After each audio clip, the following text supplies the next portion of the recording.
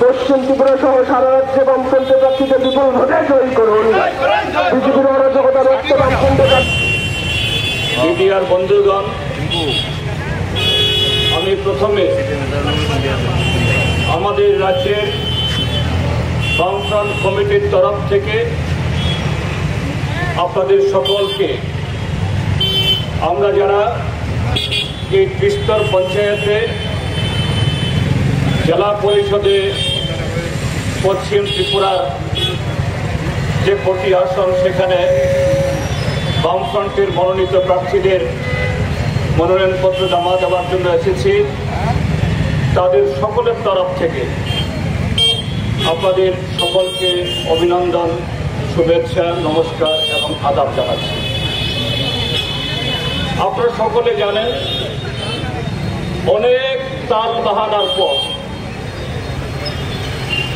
নানা ধরনের বন্দে ফিকির শেষে ত্রিপুরা রাজ্য নির্বাচন কমিশন, যারা ত্রিস্তর পঞ্চায়েত,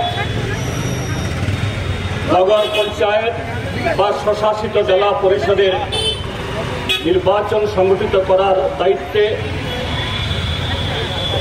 সেই কমিশন গতকাল এই ত্রিস্তর পঞ্চায়েতের নির্ঘণ্ট তারা ঘোষণা করেছে। আজকে এই নির্বাচনের বিজ্ঞপ্তি জারি হয়েছে। আজকে থেকেই সর্বত্র মনোনয়নপত্র দাখিল শুরু হবে। আমরা এই পশ্চিম ত্রিপুরা জেলাতে এবং আরও কয়েকটা জেলাতে জেলা স্তরে আমাদের এই মনোনয়নপত্র জমা দিয়ে আমরা শুরু করছি। আপনারা জানেন, এই ত্রিপুরা রাজ্যের মধ্যে 2018 ইংরাজিতে মিথ্যা প্রতিশ্রুতি এবং নানা প্রলোভনের মধ্য দিয়ে কংগ্রেস, বিজেপি, আইপিএফটি জোট সরকার ক্ষমতা দখলের পর থেকে এই রাজ্যে কোনো গণতান্ত্রিক পরিবেশ নেই। এ রাজ্যে যতগুলো নির্বাচন হয়েছে, লোকসভা নির্বাচন সহ সবকটি নির্বাচনকে প্রহসনে পরিণত করা হয়েছে। একেবারে সদ্য সমাপ্ত লোকসভার সাধারণ নির্বাচন এবং 7 রামনগর বিধানসভা কেন্দ্রের উপনির্বাচন সহ সেই জায়গায় এই ত্রিস্তর পঞ্চায়েত নির্বাচন সেখানে হতে যাচ্ছে। আপনারা দেখেছেন,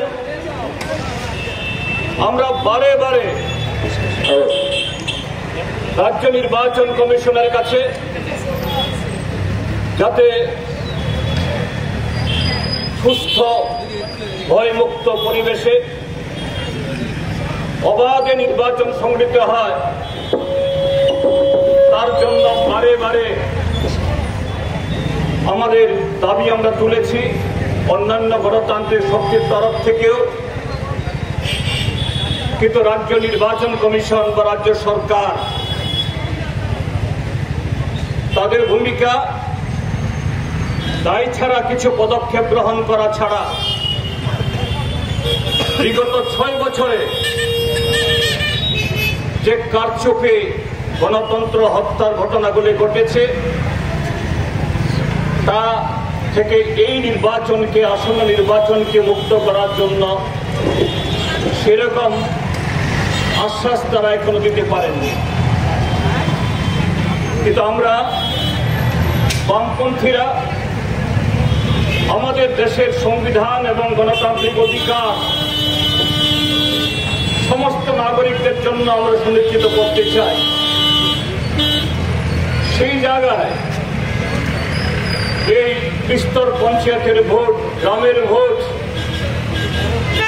এ রাজ্যের 80% মানুষ বসবাস করেন গ্রামাঞ্চলে। এ রাজ্যের অর্থনীতি সেই সংখ্যাগরিষ্ঠ মানুষ তথা গ্রামের মানুষের উপর নির্ভরশীল, কৃষির উপরে ভিত্তি করে ত্রিপুরা রাজ্যের 70% মানুষ বা তার উপরে তাদের জীবন জীবিকা নির্বাহ হয়। কাজের সেদিক থেকে এই কৃষ্ণ নির্বাচন শুধুমাত্র গ্রামগুলোর জন্য না, এ রাজ্যের সার্বিক বিকাশে 40 লক্ষ মানুষের জন্য অত্যন্ত গুরুত্বপূর্ণ, অত্যন্ত জরুরি। গত 6 বছরে আপনারা দেখেছেন, প্রথম 1 বছর বিজেপি জোট সরকার ক্ষমতাসীন হওয়ার পর পূর্বতন পঞ্চায়েত, ত্রিস্তর পঞ্চায়েত ছিল, সেই পূর্বতন পঞ্চায়েতগুলোকে তারা কাজ করতে দেয়নি। জেলা পরিষদ থেকে শুরু করে গ্রাম পঞ্চায়েতগুলোতে জবরদস্তি করে, দৈহিক আক্রমণ করে, বাড়িঘর জ্বালিয়ে বহু সদস্যদেরকে পদত্যাগ করতে বাধ্য করিয়ে তারা ক্ষমতা দখল করে নিয়েছিল। নগর সহ কয়েকটা নগর বাদ দিলে, এই আগরতলা মিউনিসিপাল কর্পোরেশন বাদ দিলে, তারপর 2019 ইংরাজি যে নির্বাচন হয়েছে, ব্লকগুলো যেখানে রিটার্নিং অফিসার বসেন, সেগুলো বিজ্ঞপ্তি জারি হওয়ার পর থেকে ঘেরাও করে রেখেছে। বিরোধী দলের প্রার্থীরা, বিশেষ করে বামপন্থীরা মনোনয়নপত্র তুলতে পারেননি। 96% বেশি আসনে তারা জবরদস্তি করে অন্য কোন দলকে, অন্য কোন প্রার্থীকে নির্বাচনে প্রতিদ্বন্দ্বিতা করার সুযোগ না দিয়ে এরা সম্পূর্ণ দখল করে নেয়।